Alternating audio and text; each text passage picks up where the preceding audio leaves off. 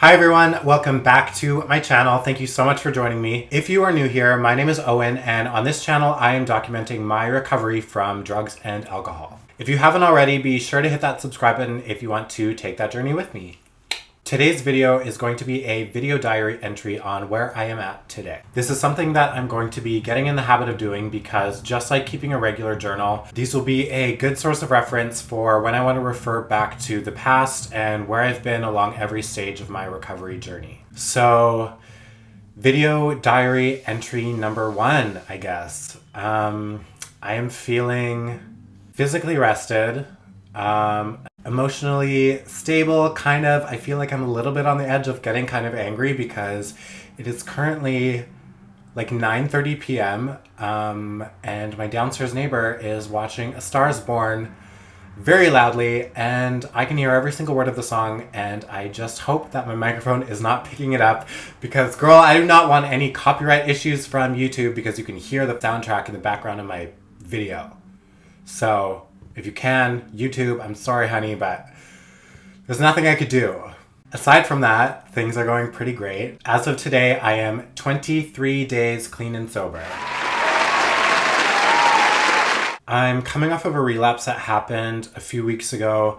That's been pretty difficult for me to process because up until that point, I had been clean for almost 4.5 months, and honestly, I thought that I was doing everything right.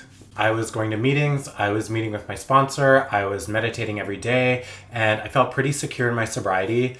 And then I went on a little trip out of town to celebrate a friend's birthday, and it all came crashing down faster than you could say, Free Britney.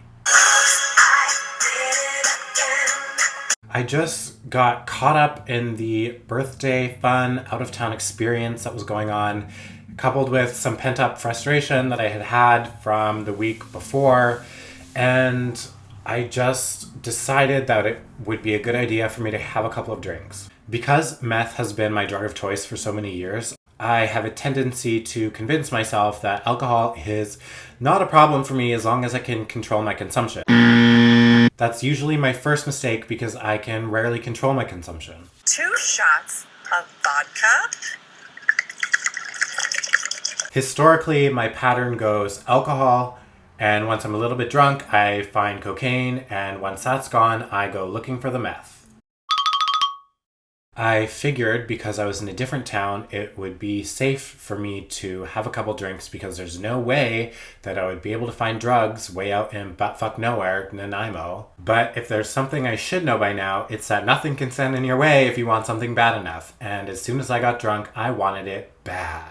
So it didn't take very long before I had found my drug of choice, and the result was literally the scariest and most chaotic week of my entire life. I will be making a video about the events that happened that week, but as of right now, I don't think I'm ready. Still processing it, I guess. I think it's processed. I don't know. I'm just not ready. We'll get to that later. We got time. Anyways, like I said, it's been taking me a while to process everything that happened, but I think if I can at least extract one good lesson from this, then it would have been worth it. I think the lesson that I want to take away from this is no matter how harmless one drink may seem, it always has the potential to take me to a really, really bad place. It has happened time and time again, and if I want to make any progress in my recovery, I think that I need to start learning to accept that meth is not my only problem. I also have a problem with alcohol, and if I continue to ignore that fact, I'm going to be stuck in this endless cycle of denial and relapse. I need to remember that I will probably always regret having that one drink, but I will never regret not having that drink. I think there's also a lesson that we can all learn from this, whether you're an addict or not. If you have something in your life that has shown you time and time again that it does not serve you, that it is not healthy for you, that it keeps leading you to the same destination, then bitch, this is your sign to let it go. Whatever this thing is that you keep holding on to that keeps hurting you, it is time to grab those scissors, sis, and start cutting.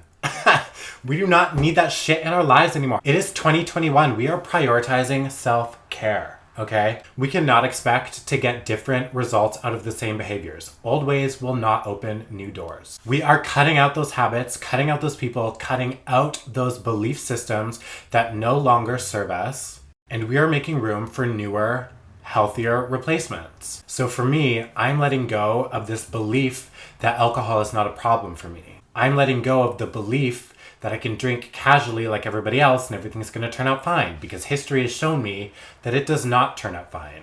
If your life is all sunshine, lollipops, and rainbows, and you have a perfect life and you don't feel like you need to give up anything, then I love that for you. But for the rest of us, let me know in the comments below, what are you letting go of? This could be anything from having high expectations that always leave you hurt, to a toxic friendship. It could be an unhealthy habit or a limiting self-belief. It could be as simple as letting go of dairy because you are in denial about the fact that you have a lactose intolerance.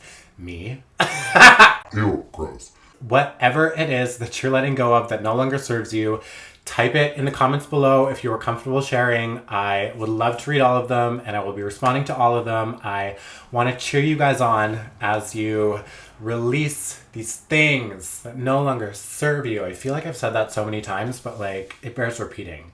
Thank you so much for watching, and thank you so much for all of the kind comments and messages that you guys have been sending me on Facebook and Instagram. I really, really appreciate every single one from the bottom of my heart. It really makes me feel like I'm not doing this alone, and I am so grateful for that. So thank you. If you like this video, be sure to give it a thumbs up, and don't forget to subscribe. I know I already said that, but subscribe to my channel, biatch. And don't forget to turn on post notifications so you are notified every time I upload a new video. Yeah, that's words. Thank you so much for watching. Bye!